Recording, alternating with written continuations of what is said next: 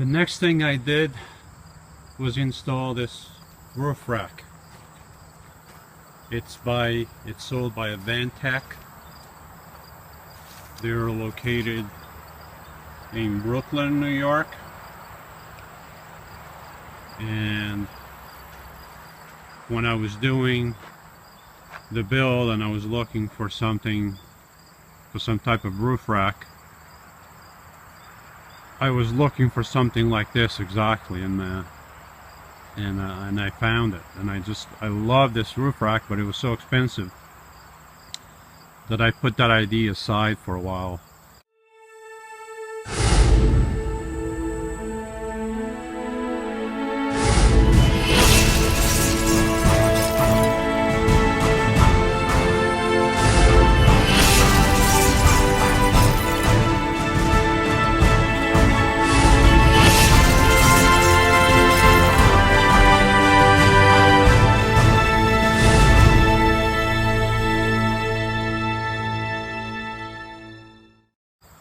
And then I found a place where there was about $400 cheaper than I originally saw it at. So I ended up buying it for $1,300 or $1,200 or something like that. I know it's very expensive, but the other option was for me to get those cross pieces. It's just like you can go with 2 or 3 cross pieces, right? But then if I bought those, I was going to have to build some kind of thing like this one has, going across like that. And I figured by the time I buy those 3 pieces going across, and I buy all the supplies to build something like that, I'm going to end up spending the same amount of money, and I'm going to have a lot of work. So I figure in the end, this is the best thing. And you can see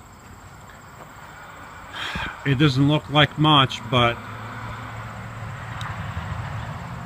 you can see my roof vent there open. And before I had this roof rack, my roof vent, if the wind came from the side, it would just wobble. It just moves a lot with the vent and with the wind. It still does if the wind is right from behind, hitting it from behind. But this roof rack has helped tremendously. As you see all these bugs flying around me, these darn little flies. But anyway, not only it helps cutting down the wind hitting the fan, it helps hide the solar panel. I mean, the solar panel is there. If someone really looks at it, they'll see it's there, but at first glance you can't really tell. It has all these crossbars. Actually, I have 1, 2, 3, 4, 5, 6, 7, 8. I have 8 crossbars supporting the solar panel alone. I have 1, 2, 3, 4, 5. Okay. Over here, I skipped one because that's what I have the roof vent. I would highly recommend this roof rack. Okay. But having said that, I had many problems when I first got this thing. First, when it came in a package, there were pieces missing. That was the first thing.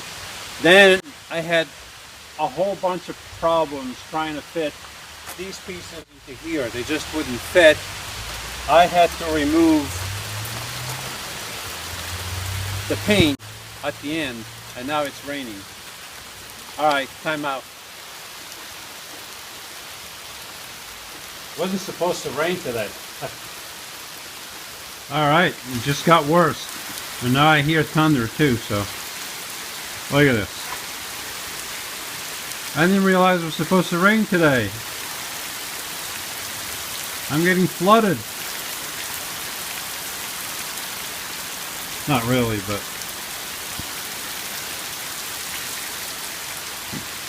almost looks like that I'm in somewhere in the northwest and not in the northeast. Looks like a rainforest out there. Okay, where was I? Finally the rain stopped. Yeah, So I highly recommend that roof rack. But if you get this roof rack, make sure that you check the box as soon as you get it. Make sure all the pieces fit. Make sure you have all the hardware and there's nothing missing. This piece and this piece are two separate pieces, and they connect with a tube. There's a tube that fits in here and another one on top, and then from the other side you screw in, I think it's 4 screws, I believe. I think it's 4 on this side and 4 on this side, and that holds the whole piece together. Actually, this roof rack had another piece that was about this big, about 3 feet long, that would fit in here, making this roof rack bigger.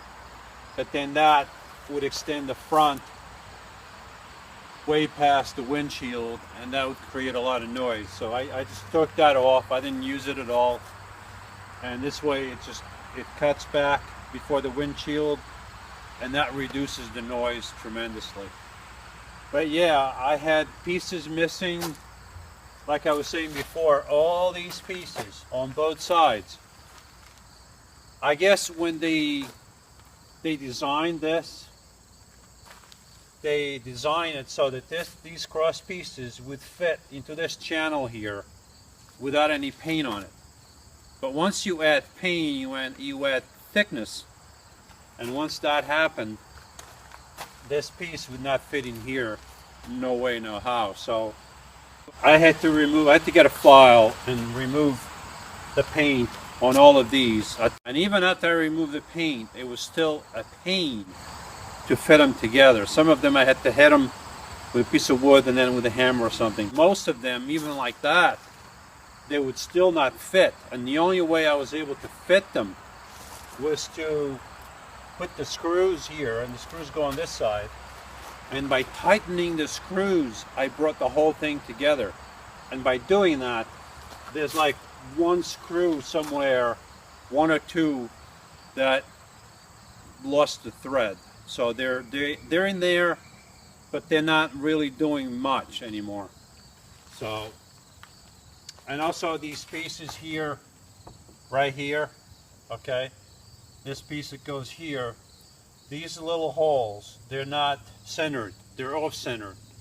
The manual doesn't tell you if this piece goes like this or if it goes the other way around, because the hole is offset.